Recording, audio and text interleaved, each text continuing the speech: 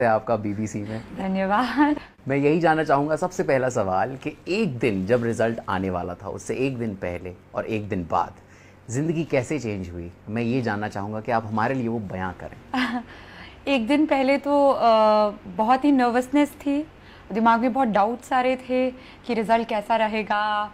कुछ नींद नहीं आ रही थी, कुछ खाया नहीं जा रहा था, दिमाग में बस ये चल रहा था रिज़ल्ट आने वाला है, रिज़ल्ट आने वाला है। और ये रिज़ल्ट इतना इम्पॉर्टेंट होता है कि लिटरली आपकी लाइफ डिटरमाइन कर देता है। तो दिमाग में इतनी नर्वसनेस, इतनी एंग्शियसनेस थी। और एक दिन बाद, रिज़ल्ट के एक दिन बाद समझ ही नहीं आ रहा था कि अच्छा क्लियर हुआ और रैंक 1 भी आ गई और इतना सारा मीडिया अटेंशन, अब सडनली सब मुझे जानते हैं, इतने लोगों के कॉल आ रहे हैं, एकदम दुनिया बदल गई। कितने कॉल्स आए आपको ये तो मैं नहीं पूछूंगा, पर कितने आपको सबसे जो फनी कॉल आया हो? जी सबसे सबसे फनी तो नहीं कहूँगी, बट थोड़ा डराने वाला कॉल था कि एक पेरेंट का कॉल था। वो कह रहे थे कि नहीं प्लीज़ मेरी डॉटर से बात कर लीजिए, उन्होंने 2 दिन से कुछ खाया नहीं है, उनकी एक ही डिमांड है कि बस आपसे बात करनी है, उसके बाद ही खाएंगे, उनकी डेथ का, लाइफ और डेथ का सवाल है। तो ये थोड़ा डरावना कॉल हो गया था। तो इसको मैं फ़नी तो नहीं कहूँगी। नॉवेल्स भी आप पढ़ती हैं काफ़ी सारे, कौन कौन से नॉवेल्स पढ़ती हैं? जी काफ़ी सारी, चाहे फिक्शन हो, नॉन फिक्शन हो। फिक्शन की बात करें तो जैसे कि आपने कहा कि मुझे जेन ऑस्टिन बहुत पसंद है। नॉन फिक्शन की बात करें तो मैं पी साईनाथ पढ़ती हूँ, अमृत्य सेन पढ़ती हूँ, डॉक्टर B.R. अम्बेडकर, काफ़ी सारे। क्या आपने बचपन में कभी कॉमिक्स पढ़ी थी? कॉमिक्स, हाँ, मैं आर्चीज़ कॉमिक्स पढ़ती थी। मैंने थोड़ी थोड़ी अमर चित्र कथा की भी कॉमिक्स पढ़ी हुई हैं। तो रीडिंग तो काफ़ी रहा है और डाइवर्स रीडिंग है।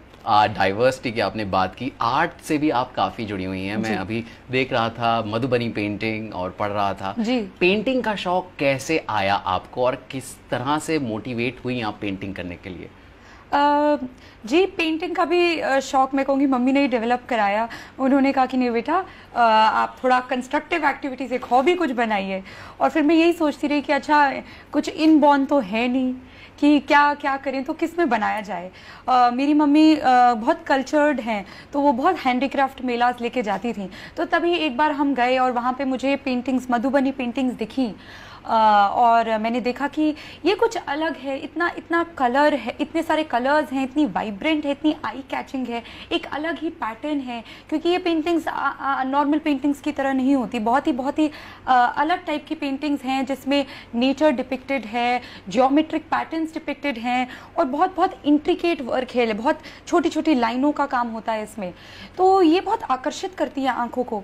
और जब मैंने देखा तो मैंने सोचा कि अच्छा ये उतना टफ भी नहीं है कि मेरे को एग्जैक्ट बहुत ही बिल्कुल कुछ ट्रेनिंग लेके करना पड़ेगा। तो ये शायद कुछ है जो मैं एक विदाउट ट्रेनिंग भी कर पाऊंगी और ये बहुत सुंदर भी बनेंगी। तो उस प्रकार से एक इंटरेस्ट डेवलप हुआ और फिर बनाना शुरू किया। और किस तरह पढ़ाई करती थी आप? एग्जाम्स में वापस आऊंगा, आपने टॉप किया है, किस तरह की पढ़ाई दिनचर्या रहती थी आपकी? कितना घंटे पढ़ती थी आप, और या 24 घंटे किताबें में घुसी रहती थी या घूमती भी थी? जी ऐसा तो बिल्कुल पॉसिबल नहीं है कि आप पूरे दिन ही पढ़ाई करें, क्योंकि आई थिंक वो थोड़ा अब नॉर्मल हो जाएगा। ह्यूमन ब्रेन की भी एक कैपेसिटी होती है, उसके आगे तो कोई भी नहीं कर सकता। पर जैसे कि आपने खुद बोला कि ये बहुत ही कठिन परीक्षा है और परीक्षा इतनी डिमांडिंग है, टाइम की बात करें, टाइम कंज्यूमिंग है, तो ऑफ कोर्स आपको काफ़ी सारा टाइम अपना पढ़ाई में डिवोट करना पड़ता है। बट इसका मतलब ये नहीं है कि आप 24 घंटे पढ़ाई ही करते हैं। और आपने मेरे से पूछा कि मैं कितने घंटे पढ़ाई करती थी, तो तकरीबन हम कह सकते हैं 8 घंटे एक दिन में। पर इसी के साथ साथ अगर सही मायने में बहुत अच्छे से पढ़ाई करनी हो, मन लगा के पढ़ाई करनी हो, तो मुझे लगता है कि एक अच्छी स्लीप, एक अच्छी नींद होना भी बहुत बहुत महत्वपूर्ण है। क्योंकि अगर दिमाग वेल रेस्टेड नहीं होता है तो आप अच्छे से पढ़ाई नहीं कर पाते। साथ ही साथ बहुत ही खुश भी रहना होता है, बहुत मोटिवेटेड भी रहना होता है इस एग्ज़ाम में। एग्ज़ाम बहुत कठिन है और हर तीसरे दिन ऐसे लगता है कि नहीं अब नहीं हो रहा, अब रहने देते हैं, अब ये शायद हमसे नहीं हो पाएगा। तो जब ऐसी परिस्थिति हर तीसरे दिन आती है तो एक अपने आप को खुश और मोटिवेटेड रखना भी बहुत बहुत महत्वपूर्ण हो जाता है। तो मतलब आपने 10वीं कक्षा से ही ये डिसाइड कर लिया था कि आपको सिविल सर्विसेज में जाना है? सोच रहे थे, बट मैं तो कहूँगी 11वीं में ही हुआ, 2 महीने साइंस करने के बाद। कोई ऐसी चीज़ जो आपको मोटिवेटेड रखती हो, जिसने आपको मोटिवेटेड रखा? क्योंकि आप जब पढ़ती हैं, जब किताबों में अपना ध्यान लगाती हैं तो मन भटकता है, ये लाजमी सी बात है। जी जी। आप किस तरह से अपने आप को रोके रखती थी कि नहीं नहीं अभी नहीं, अभी करना है, अभी मंजिल दूर नहीं, अभी पास है, पास है? वो मोटिवेशन फैक्टर क्या था आपकी लाइफ का? जी, मोटिवेशन फैक्टर यही था, जैसे कि आपने कहा कि बहुत ही स्कूल टाइम से ही, क्लास 11 से ही मैंने सोच लिया मुझे सिविल सर्विसेज करना है। तो जब तब से ही एक वन ट्रैक माइंड बन गया था, तो मैंने कभी किसी और ऑप्शन के कंसिडर ही नहीं किया। हालांकि ऑप्शन थे कि मैं एकेडमिक्स में चली जाऊं, या मैं आगे लॉ कर लूं, या मैं पॉल साइंस ही आगे पढ़ लूं, तो ऑप्शन तो थे, बट क्योंकि हमेशा से एक ही तरफा एक दिमाग ने सोच लिया था कि यही करना है, तो जब यही करना है तो फोकस यही रहा कि नहीं, मुझे जब यही करना है तो सारा 100% इसी में लगा दिया जाए। साथ ही साथ मम्मी पापा मोटिवेट करते रहे, जब भी लगा कि नहीं अब नहीं हो रहा तो उन्होंने कहा नहीं बेटा, आप पढ़ाई में अच्छे हैं, आप कर सकते हैं, आप लगे रहिए।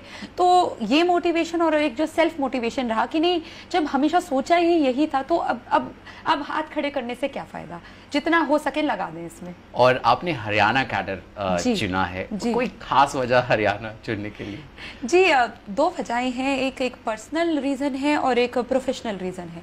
पर्सनल लेवल पे ये है कि मैं एमपी में 10 साल रही, फिर मैं दिल्ली में 10 साल रही, तो मेरा एक पर्सनल लेवल पे ये था कि नहीं अब कहीं और जाके काम करना है। पर मेरे फैमिली और मेरी सिस्टर की भी अभी एजुकेशन दिल्ली से ही होनी है, तो एक पर्सनल लेवल पे मेरे पेरेंट्स ने बोला कि नहीं, घर के पास भी रहिए, तो इसलिए हरियाणा दिल्ली के बहुत बहुत पास है, बिल्कुल 4 घंटे आप कहीं से भी हरियाणा से दिल्ली आ सकते हैं। तो एक पर्सनल रीज़न पे इसलिए हरियाणा को चूज़ किया। और अगर प्रोफेशनल रीज़न पे बात करें तो मैंने जैसे कि कहा कि जेंडर इक्वालिटी और जो भी वैल्यूज़ मेरी फैमिली और मेरे कॉलेज ने दी हैं, तो महिलाओं से जुड़े मुद्दे कुछ ऐसे हैं जो बिल्कुल एक महिला होते हुए बहुत दिल को छूते हैं, और मैं भी एवरीडे पे ऐसी चीज़ों को फेस करती हूँ। तो और हरियाणा की अगर हम बात करें तो एक बहुत चैलेंजिंग स्टेट है और बहुत अपॉर्चुनिटीज़ भी हैं क्योंकि वो इतनी चैलेंजिंग है, और कई एक मायने से थोड़ी बहुत इस जेंडर इनइक्वालिटी जो वो स्टेट वो राज्य फेस करता है, मेरे ख्याल से इस वजह से उसकी ओवरऑल जो ग्रोथ है वो थोड़ी रुकी सी हुई है। पर जैसे कि अभी सरकार बेटी बचाओ बेटी पढ़ाओ, हरियाणा में इस प्रोग्राम के अंतर्गत इतना काम हो रहा है कि बहुत रैपिडली एक इम्प्रूवमेंट भी दिख रहा है, और अभी जो स्टैटिस्टिक्स हैं वो प्रॉमिसिंग है कि कुछ इम्प्रूवमेंट आया है। तो मैं इस इम्प्रूवमेंट की बिल्कुल पार्टिसिपेंट बनना चाहती हूँ, और मैं चाहती हूँ कि मैं भी इसमें अपना हाथ बढ़ाऊँ। ओके। और पढ़ाई तो आप करती हैं, आप IAS टॉप कर लिया है आपने, इसके आगे तो कुछ भी नहीं है, पर फिल्में कितना देखती हैं, टीवी कितना देखती हैं? क्या कोई खास टीवी सीरियल है जो आप फॉलो करती हैं, या आप अपनी माता जी के साथ बैठ के कोई टीवी सीरियल देखती हो जैसे कि आम घर में होता है?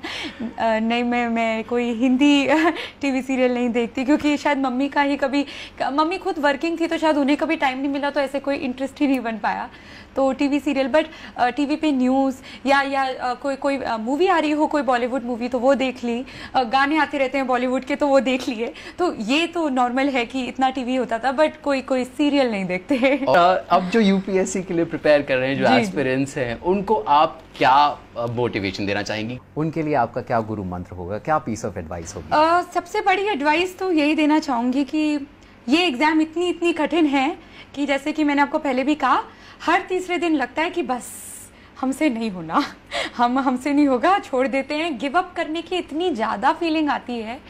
तो उस टाइम भरोसा बनाए रखें खुद में और मोटिवेट रखें अपने आप को, चाहे आप अपने दोस्तों से बात करें, फैमिली से बात करें, रिश्तेदारों से बात करें, पर अपने आप को मोटिवेट रखें कि नहीं, इसमें सफलता बिल्कुल पाई जा सकती है। बस एक धैर्य बनाए रखें, पेशेंस रखें कि ये हो सकता है। और रही बात हार्डवर्क की, तो हार्डवर्क एक दिन वाला नहीं चाहिए, एक कंसिस्टेंट, एक डेली हार्डवर्क चाहिए। ये ऐसा नहीं है कि चलिए 2 दिन पढ़ लिया और तीसरे दिन चलो ठीक है हो गया, ये हर दिन का हार्डवर्क है। पर ये भी नहीं है कि आपको 24 घंटे पढ़ना है, एक कंसिस्टेंट, क्योंकि ये सबके लिए अलग होता है। कुछ लोगों का 5 घंटे में ही काफ़ी होता है, कुछ लोगों को 8 घंटे लगते हैं, कुछ लोगों को 10 घंटे लगते हैं। जो भी आपकी पेस ऑफ लर्निंग है उस हिसाब से एक डेली पढ़ाई करें, होप ना खोएं, पेशेंस रखें और ऑफ कोर्स एक रूटीन बनाना पड़ता है, ये एक दिन की बात नहीं होती, तो रूटीन के लिए डिसिप्लिन होना बहुत इंपॉर्टेंट है। बट मुझे लगता है कि क्योंकि कोई भी इस एग्जाम के लिए बैठता है तो उसे खुद ही पता है कि एग्जाम बहुत बड़ी है और बहुत कुछ सेक्रीफाइस करना पड़ता है, तो आई थिंक एक सेल्फ डिसिप्लिन खुद ही बन जाता है। तो वही उस सेल्फ डिसिप्लिन को बनाए रखें, हार्ड वर्क करते रहें और सबसे बड़ी बात होप ना खोएं, क्योंकि हर तीसरे दिन एक अकेलापन लगता है, तो उस दौरान मोटिवेट रखें अपने आप को। क्या बात है टीना, आपने बीबीसी के लिए वक्त निकाला और हमसे बात की। मेरा प्लेजर है कि मैंने आपसे बात करी। Thank you Tina, thank you so much. धन्यवाद।